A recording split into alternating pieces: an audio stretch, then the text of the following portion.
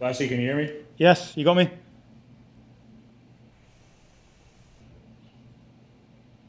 You hear me, Winks? You got me, Winks?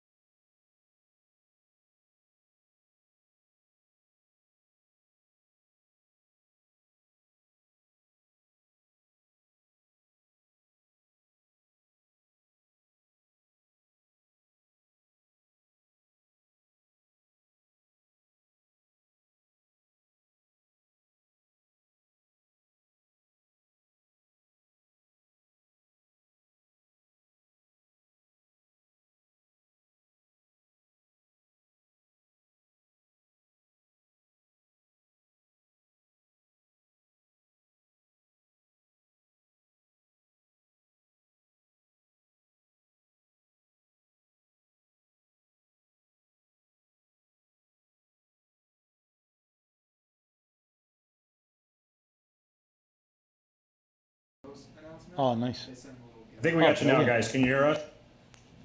Yes, I can hear you, Glass. Can you hear me? Yeah, we got you now. Thanks a lot. All right, guys, let's go ahead and get started. Doug Roberson, go ahead. Your line's open. It's been 3 years and Chris still can't get my last name right. Fair enough. Sorry, Doug.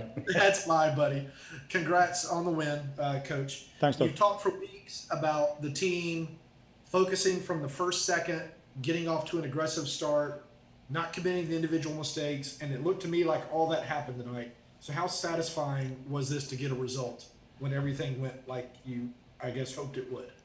Yeah, I think first half especially, I think we were really good. Maybe didn't threaten the goal as much as we would like, but the intent of the team was certainly there. I think you could see the focus of the group there was a real determination not to lose a goal, never mind get beat. So not get beat, sorry. So that was great. Obviously, we get forced into a couple of substitutions at half time, which is unfortunate. But the strength of the group and the resilience of the group was evident in the second half. So that was as pleasing as the good first half performance was. Next question, Joe Patrick. Joe, your line's open. Go ahead. Yeah, hey, Glassy, again, congratulations on the win. Thanks, Joe. It was very impressive. No Pitsy, no Barco in this game. You don't have a lot of the playmakers that this team is used to having. But what does it mean to be able to get a result like that against a good Dallas team with the 11 guys that you put out there and obviously the subs that came in? Did they just work their socks off? I think it shows the strength of the group, the resilience of the group, and the belief that they've got in what we're doing. Obviously, we knew that Dallas were coming in off the back of 3 very good wins. Quite a vibrant group, not dissimilar to Miami, like we thought before the game. So it was pretty pleasing, the fact that we could stand up to that. And you're right, you didn't mention Joseph as well. So there's no Joseph, there's no Pitti, there's no Barco. We take off Rossetto at half-time, we take off Miles Robinson at half-time, fantastic players. But the strength of the group was evident. And the substitutes that came on late were brilliant as well. We asked Edgar to do a different job because of Reynolds coming on and his danger. So it was good that the group did that, and the work rate they put in. They were just so determined not to get beat and to hold on for the win. Felipe Cardenas, next question. Your line's open. Go ahead, Felipe. Thank you. Stephen, congrats on the win. Big 3 points Thank you. for the team. I think you're in 9th place now, so back in the playoff Right. qualification zone. It is a physically demanding style of play to press, not just the high press, but even to press in corners, to press on the sideline, press players when they're in tight spaces.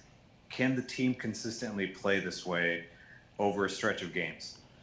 I think we can. I think it obviously is demanding. Now, you have to maybe be a little bit more clever once the group gets better at it, at picking the moments when you can decide to leave it and stay in your shape and trust the shape of the team. Obviously, there's times in games at the moment where it might appear a little bit disjointed, but that's because we're trying to change something. So the physical demands, we've had to alter the way that we trained. Then we're limited to the amount of training that we can do. But we're trying to change the mindset of the group to actually play like that and believe they can play like that. And I think the club, when it's been at its best, has played like that. So it's important that we are trying to continue that trend and try to push the group towards that. And it's going to be a long season, and I think we can do it enough to win enough games to be where we want to be. Vic Velasquez, Vic, your line's open. Go ahead. Hey guys, good evening. My question was, we saw good things from Mulroney and Gallagher tonight. They had a good connection. I just was wondering, what were your impressions on their performance tonight? They did everything that we asked of them. Obviously, John started through the middle. He played wide the other night, but he started through the middle tonight. Then we asked him to finish off the game a little bit wider. He was pretty dangerous in both positions. Excuse me. Had a great shot that led to the corner for the goal. Mulroney was the same. He can play left, he can play right, and he's got two very good feet, and he's dangerous. So I think when he plays on the front foot the way that he did tonight, he can be very, very effective, and they can both be proud of their performance. Eric Vega, next question. Your line's open, Eric. Eric, your line's open if you can hear me. Yeah, sorry about that. Congrats, Coach. You just said that you were forced. Eric, can you speak up just a little bit louder?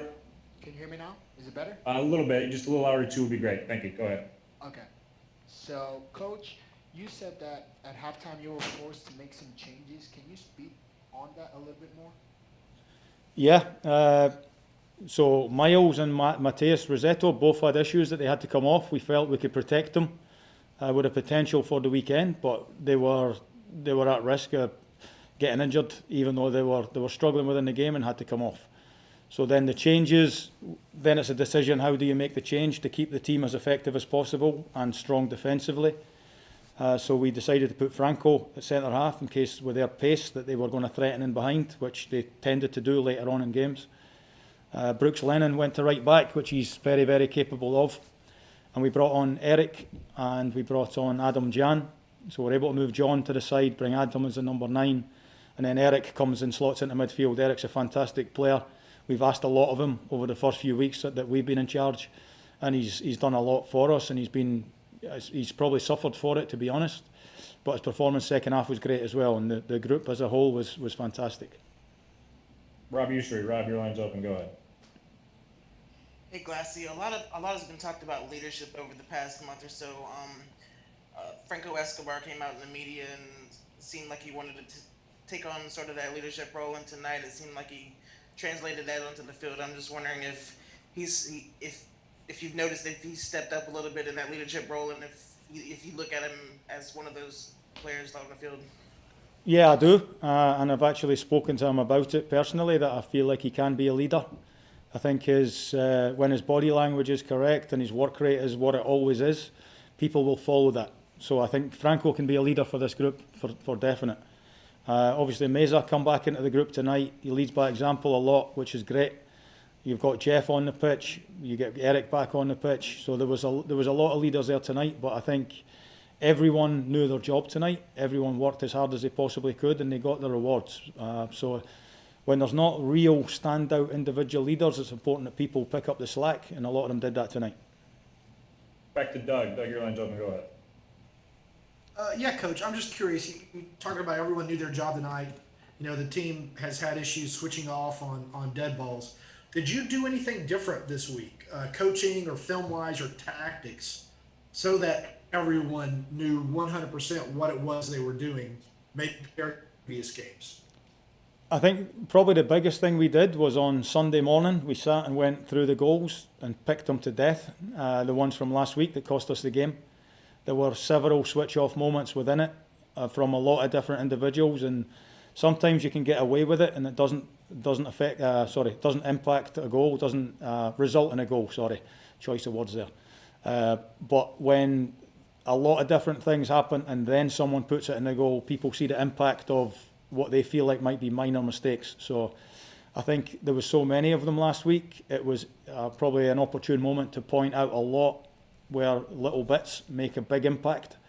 And I think the players took it on board tonight. And I think you saw people learning from their mistakes, which is what's going to happen. Back to Felipe. Felipe, your line's up and go ahead. Thank you. Stephen, both you and Carlos Bocanegra in different instances this season have talked about perhaps some players not playing up to the standard of the club and really going through that process of elevating their play. Post-game, you told the crew, the Fox crew, that the group has been questioned. Have those realities helped to, have they served as motivation for this team? I would say so, yeah. I think any time I was fortunate to play at big clubs, and sometimes it wasn't going as well as it should have. Anytime you're at a big club and things are not going as they should, there's plenty of people want to tell you. But to be honest, the guys in the dressing room in here know that it's not been as good as it should be, and they're determined to put it right. And sometimes that can be an area of motivation. You're trying to find what motivates individuals. And I'm not sure exactly what part it is. We pick at a lot of different bits to try and push the players, whether they're loving winning, hating getting beat, hating what people are saying about them, as us and as staff as well. So I think there's a motivation there, and there always is at a big club, and you're seeing that people are determined for that not to be the case. Last two questions, Joe, and then Rob. Joe, go ahead. Your line's open. Yeah, just to kind of get back to something kind of tactical that happened in the game. So the team was kind of shot out of a cannon in those first opening minutes, and the game was pretty open. Dallas had some chances early, and we're finding some space. But then after about 10, 12 minutes, it seemed like your side really kind of settled the game and put their foot on the game. Did you read it the same way? And how did the team kind of take control in that first half?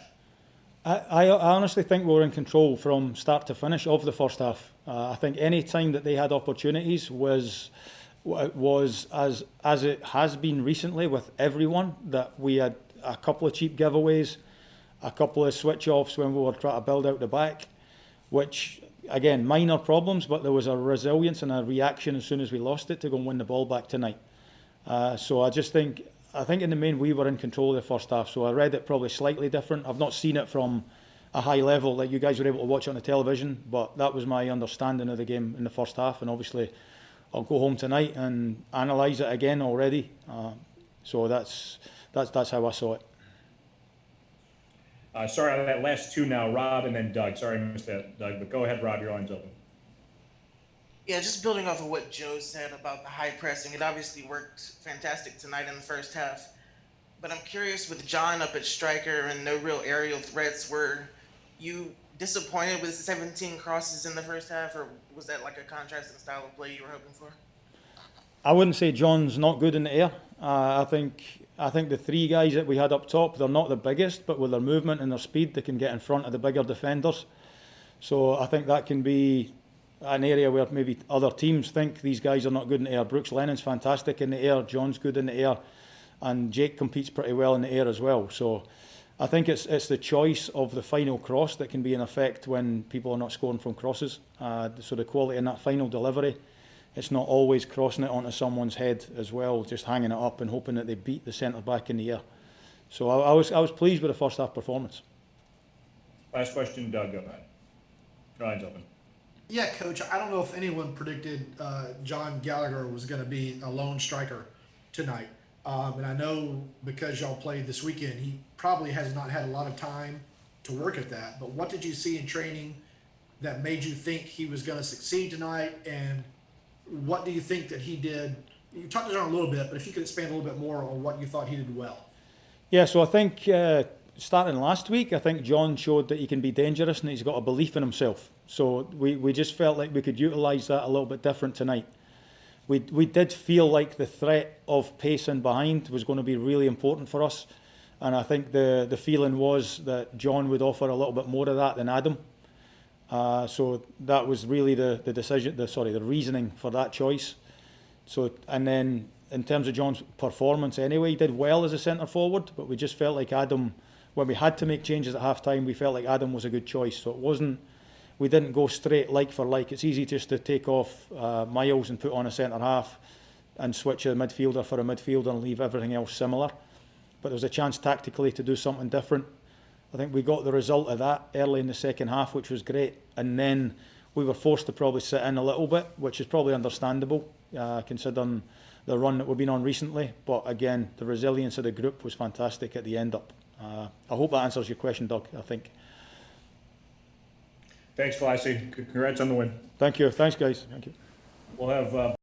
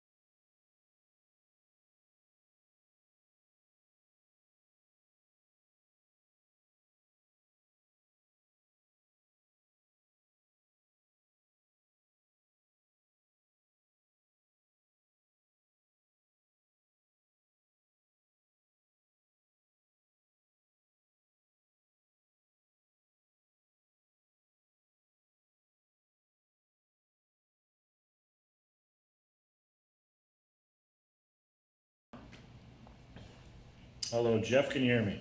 I can hear you. Can you hear me? Fantastic. All right, let's go ahead and get started here for Jeff. Okay, first question here. Your line's open. Thank you, Chris. Congrats, Jeff, on the win. Big 3 points and the goal really calmly slotted in.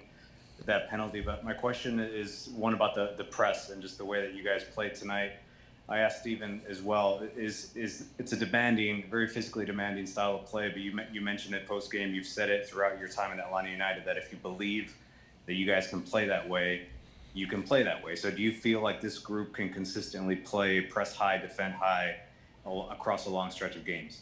Yeah, I mean, if you have, 10 outfield players, 11 players on the field that are committed to it, there's kind of two sides to it. That's why Dallas is so dangerous. They do want to play out of the back, but they have the ability to hurt you if you don't get it right with the speed up top. And I think we got both of those pieces to the game right. I thought we pressed well and created turnovers, but like I said, when they chose to play long, our back four were winning the first ball, and then we were picking up the second one. So if the commitment is there, I think that it's certainly possible that we can play that way. I think that building up the stamina as a team to do it, to find the moments to make the right decision to not press within the game so that you have the ability to do it for longer stretches throughout the 90 minutes is what we need to probably do next. But it is just one game, and we have to look at all the positives and hope to carry it through till the weekend.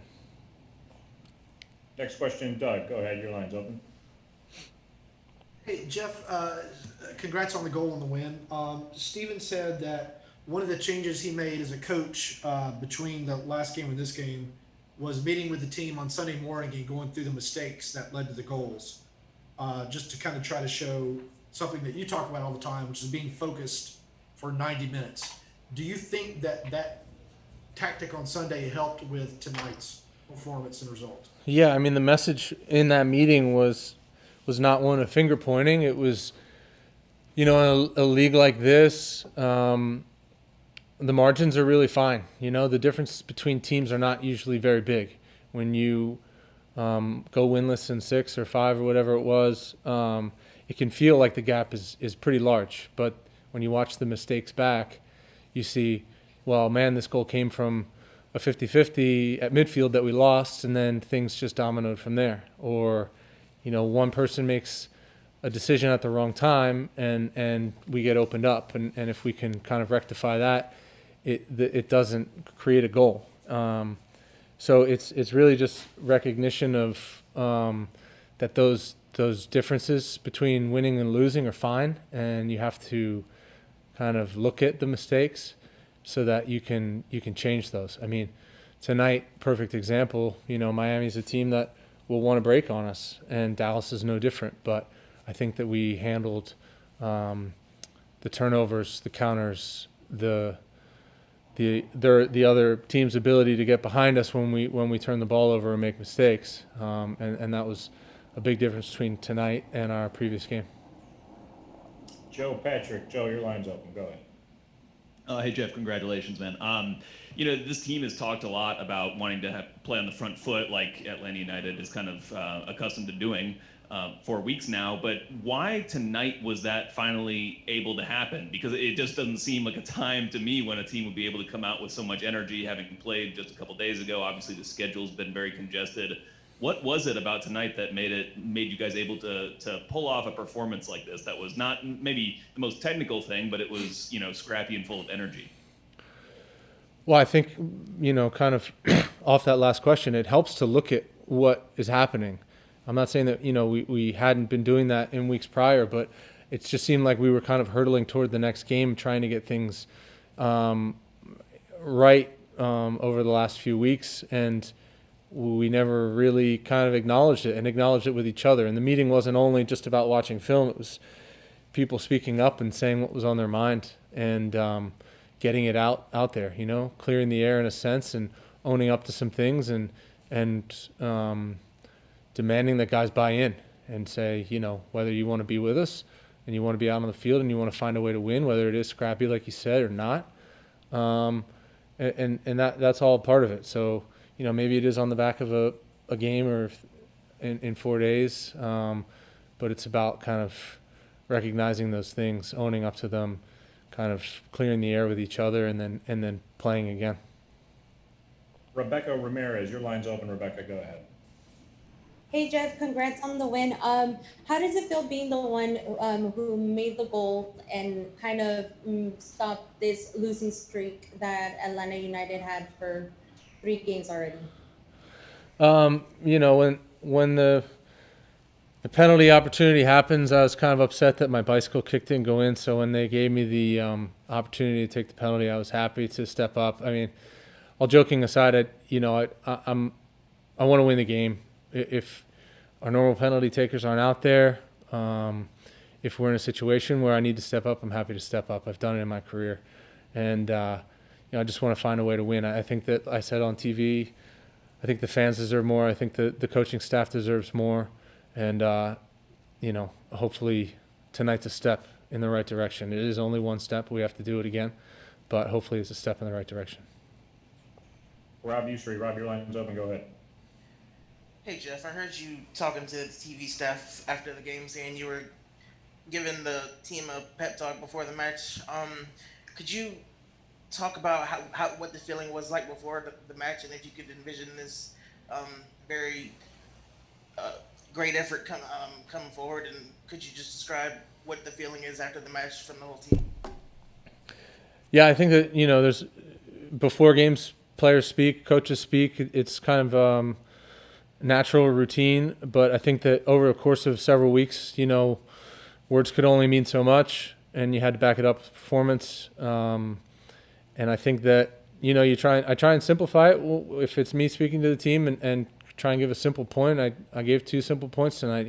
It starts with kind of one play. One play leads to the next, and if you're making the right decisions, it leads to a win, and then you can kind of build that momentum. That was the first point. The second one was just saying, we have to communicate. You can't be half asleep on the field while you're communicating. So if you're screaming, you're getting someone to come in and help you defensively, you're pushing someone on to press, you're talking to the guy next to you to get into the right shape, then the team's going to be in a better position. And that was the talk before the game. It's pretty simple, but like I said, backing the words up with action was the most important. I thought we did that as a team. And after the game, a win feels good. I think the guys are a bit tired. It took a big effort. We were obviously kind of suffering a bit towards the end of the game, but it'll be a lot easier to come in tomorrow and prep for the next one, knowing we've got 3 points.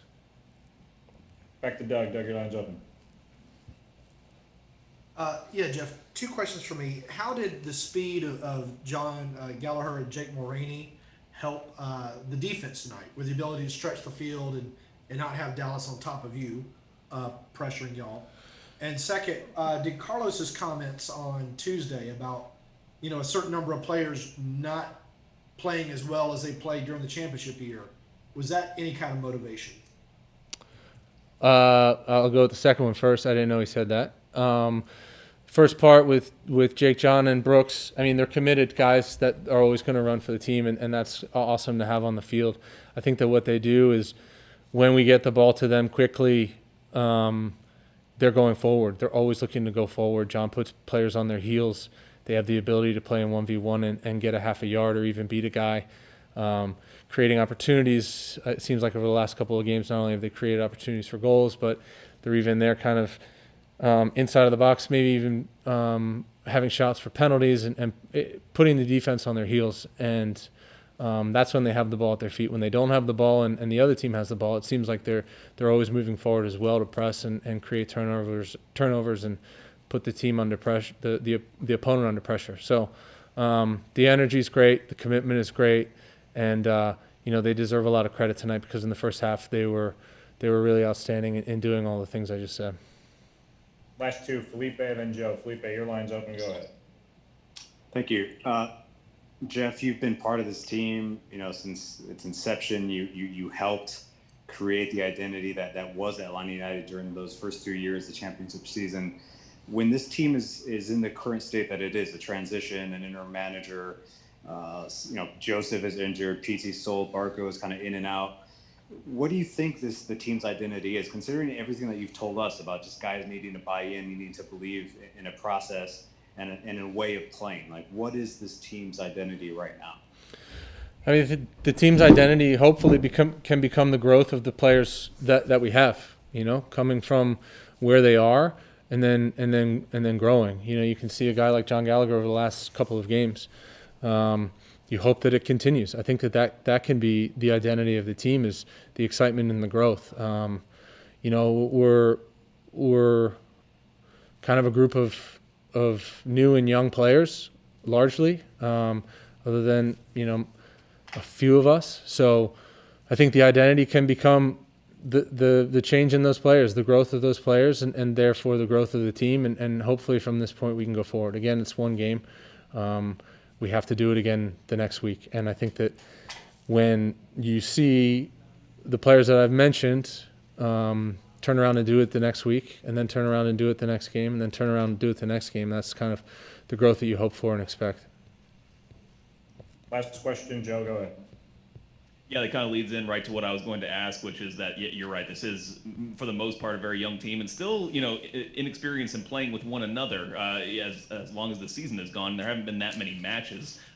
So, is a winning experience kind of an experience that these guys can take and actually learn what they're capable of, and give them confidence in that way, that they know they can get results if they play in a certain way and with a certain kind of togetherness? Yeah, absolutely. I mean, I think you kind of answered your own question. I think that, you know, guys certainly can build on that feeling. We haven't done it a lot this year, and like you said, the guys haven't had a ton of time and opportunities to play and win games. Obviously, we've had games, we haven't won them, so that feeling isn't there. But it can be like a drug if you can make it happen, and guys will want to do it over and over. It also works in the other direction, where you can dig yourself into a hole, and like I said last week, you can go and hide and not stand up. But I think that the challenge was there tonight. I think we met that challenge. It wasn't perfect, but 3 points are 3 points, and we need to turn around and do it again this weekend. Thanks, Jeff. Congrats on the win.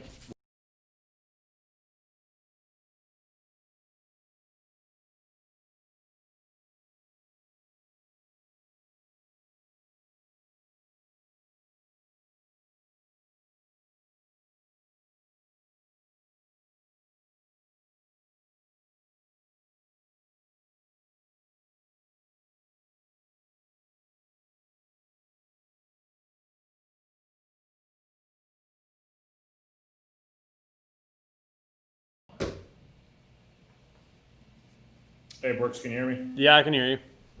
Perfect. Thanks for joining us. Guys, reminder, got to ask, raise your hand, hit the raise hand icon to ask a question. Right now, I have nothing in the queue. All right, Joe Patrick, go ahead. Your line's open. Hey, Brooks, congratulations on the win. I asked this to Glassy, but, you know, no Pitti, no Barco. You don't have a lot of these creative playmakers that the team is accustomed to having. Does it mean something different to win a game kind of in this style that you did, just by kind of pressing and using your energy maybe more than anything to get the result? Yeah, I mean, first and foremost, it feels great to get back to winning ways. You know, we're coming off a lot of bad results, and it's good to see the group come together and get a win. And like you said, I think it was one of those performances that might not look the prettiest, but we got the job done, so that's all that counts. Next question, Felipe. Felipe, your line's open. Go ahead. Thank you. Congrats on the win, Brooks. You kind of preempted my question. The effort was 90 minutes plus from you guys, and I think that was the difference. It wasn't a fantastic performance, right? A footballing performance, but you guys scrapped your way to the win. Is that something that perhaps within the locker room is something that you guys can really build off of? That it doesn't have to be pretty. You guys need wins, and you're in a playoff hunt. It's just about 3 points at this point, correct? Yeah, that's exactly right. It's not always going to be pretty, but first and foremost, we need to go out every single game with that kind of energy and intensity. And the footballing and the prettiness will come. I think just as long as we go out there with 100% effort in every single player that's on the field, like we did tonight, the wins will come. And like you said, there's not many games left this season, just because of the whole season being rescheduled and everything. So every game and every 3 points matters now. So, effort is much needed. Next question, Doug. Doug, your line's open. Go ahead. Hey Brooks, congrats on the win. Why were y'all able to do this tonight? The no individual mistakes, no noticeable individual mistakes on defense, kind of the full focus for 90 minutes. Why this game and not against Inter Miami, for example? I mean, that's a good question. I don't know what was the one thing that changed, the guys' mentality, whether it was, guys just, being sick and tired of coming in the locker room after the game, without 3 points. I think from minute one, we were collectively so good tonight. I think, like you said, there was no individual defensive errors, clear errors that we had been making earlier on in the season. And I think one of the main problems we were having was, conceding goals really early on in games. And I think our main focus tonight was to get out, of the first 10, 15 minutes, either up or level. And I think that changed our mentality and the way we were pressing and getting after them and creating chances. It's just kind of, it was just free flowing and it felt great. Joe, go ahead. Your line's open. Yeah, Brooks. Glassy told us that you guys had a team meeting. I guess it was on Sunday to kind of look over some film, look over some set piece work. And Jeff kind of said that it was a little bit more than that. There was some clear the error moments. What was your experience from that, and kind of did it kind of have any sort of impact on, in your opinion, on the team's performance tonight? Definitely, I think it had a major impact on the performance from the guys tonight. We had a heart-to-heart meeting with the entire group. We watched film, and we just talked about what was going wrong in the season, and the things that we thought were going well. And I thought tonight it definitely translated to the guys' performance, and it's just great to see the reaction, a positive reaction from that meeting. Jared Smith. Jared, your line's open. Go ahead. And Brooks, congratulations on the win night. A lot of guys moving pieces around all over the field. You have 2 subs at halftime. You end up dropping back. This roster has turned over a lot in the last year. For y'all to be able to weather the storm tonight with guys moving all over the place, I mean, how big is that for helping to build continuously growing chemistry? It's great to see. I think we had a lot of, we've had a lot of guys go down this season, and especially tonight. We had a lot of substitutions, guys coming in areas that they don't normally play in, and coming in and doing their job. And that's all you can ask, just coming in and affecting the game in a positive way. And I think everyone that was on the field tonight did really well, and we just need to carry this momentum into Sunday in Chicago and just keep these wins rolling, because obviously we're in a big playoff race right now, and this is a club that needs to be in the playoffs. Last question, Felipe. Go ahead. Your line's open. Thank you. So I asked Stephen Glass as well if this really physically demanding high press is something that you guys can sustain across matches. I mean, clearly it's something that you guys are still getting comfortable with. Heading into an away match against Chicago, I believe they're the last place team in the league. Do you guys feel confident in playing that aggressive front foot type of football away from home? Definitely. Yeah. I think the way we started the game tonight, there's no reason why we can't do the same thing on Sunday, and go after teams and make them understand that we're there to win. We're not just going to roll over and let them take the game to us. It's the other way around, and we're here to continue to fight no matter what happens. Whether guys go down and other guys have to step up, that's football and that's life. So I think everyone, like I said, everyone's ready, and everyone's ready to get 3 points on Sunday. Thanks a lot, Brooks. Congrats on the win. We'll see you later. Thank you. That concludes